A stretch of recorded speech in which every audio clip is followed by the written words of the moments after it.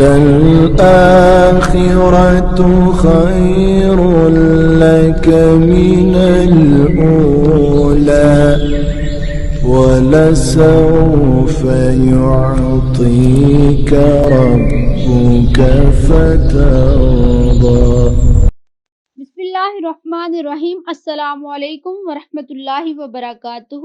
میں امید کرتی ہوں کہ آپ سب ایمان اور صحت کی بہترین حالتوں میں ہوں گے۔ اللہ پاک سے دعا ہے کہ اللہ پاک ہمیشہ آپ کو اچھے حالوں میں رکھے اور آپ کی طرف بڑھنے والے ہر شر کو خیر میں بدل دے، آمین یا رب العالمین۔ میں چند ماہ پہلے گوجرانوالا اوپن یونیورسٹی گیا، پاس ہی ایک مسجد میں نماز جمعہ ادا کی تو باہر جوتوں والی جگہ سے میرے سینڈل غائب تھے جو میں نے انہی دنوں بڑے شوق سے خریدے تھے۔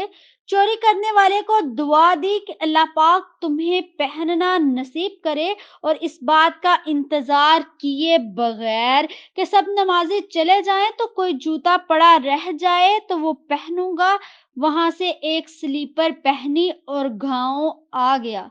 شعوری اور لاشعوری طور پر میں اسی دن اور اسی وقت سے محسوس کرتا تھا جب بھی میں سلیپر پہنتا ہوں تو ذہنی بے سکونی کا شکار رہتا ہوں۔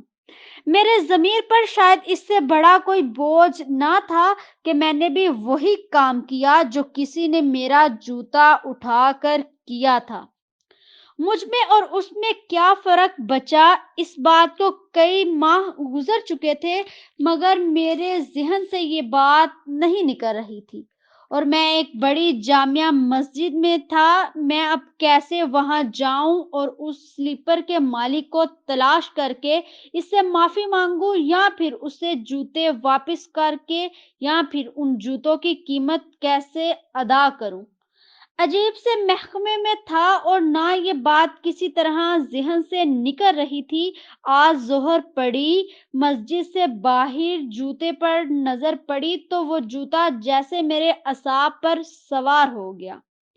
میں نے گھر آ کر وہ سلیپر مسجد کے غسل خانوں کے جوتوں میں لے جا کر رکھ دیا اور اللہ تبارک و تعالیٰ سے معافی مانگی کہ اے اللہ مجھے میرے اس گناہ پر معاف فرما دے اور میری اس اپنی تائی رجوع کی کوشش کو اپنی بارگاہ الہی میں قبول فرما۔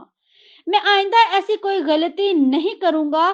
یقین مانے اس لمحے میرا دل و دماغ اتنا پرسکون اور ہلکا محسوس ہونے لگا جتنا عمرے کے وقت بیت اللہ شریف کو اپنی آنکھوں کے سامنے دیکھ کر بھی نہ ہوا تھا۔ میں نے ذہنی سکون کا یہ راز پا لیا کہ ہماری عبادات، صدقات، خیرات اگر ہمیں ذہنی سکون نہیں دے رہے، نماز و دعا میں دل نہیں لگ رہا، تو یکساں قائم نہیں ہو پا رہی، تو کہیں نہ کہیں کوئی گڑبڑ ضرور ہے جسے درست کرنا بے حد ضروری ہے۔ ضرور کسی کا دل دکھایا ہوگا، کسی سے ناانصافی کی ہوگی، کسی کا حق کھایا ہوگا یا پھر کسی سے وعدہ خلافی کی ہوگی، کوئی چوری کی ہوگی، کسی سے خیانت کی ہوگی، کسی کو دھوکہ دیا ہوگا، کسی پر بہتان باندھا ہوگا۔ زندگی میں کبھی کسی پر کوئی جھوٹا کیس کیا ہوگا، کہیں کوئی جھوٹی گواہی دی ہوگی، کہیں اللہ کی ذات کے ساتھ کسی کو شریک کیا ہوگا، رشوت کھائی ہوگی یا پھر زنا کیا ہوگا، ناجائز منافع لیا ہوگا یا ناجائز منافع دے کر، رشوت دے کر نوکری حاصل کی ہوگی، کسی حقدار کا حق مارا ہوگا اور صدقے دل سے توبہ کرنے سے قبل اس فرد سے کھلے دل سے معافی نہیں مانگی ہوگی، رشوت دے کر یا سفارش سے لی گئی نوکری چھوڑ دینے پر شاید سکون آ جائے اور رزق میں برکت بھی ہو۔ کچھ معاملات میں معافی مانگی جا سکتی ہے مگر جہاں مالی یا مادی چیزوں کے لین دین میں گڑبڑ کی ہو یا زمین پر ناجائز قبضہ کیا ہو، کسی کے پیسے کھائے ہوں، وہ ہر صورت واپس کر کے ہی ذہنی سکون حاصل ہوگا۔ اور اللہ سے معافی ملے گی، ویسے جو مرضی کرتے رہیں، جتنی مرضی عبادات کرتے رہیں، خیرات کرتے رہیں، صدقات دیتے رہیں، اس گناہ کی معافی ممکن نہیں ہے۔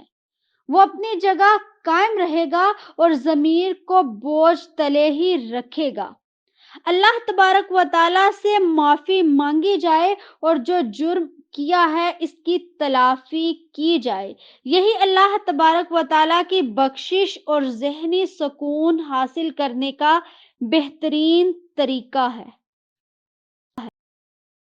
وَلَلْآخِرَةُ خَيْرٌ لَكَ مِنَ الْأُولَى وَلَسَوْفَ يُعْطِيكَ رَبُّكَ فَتَرْضَى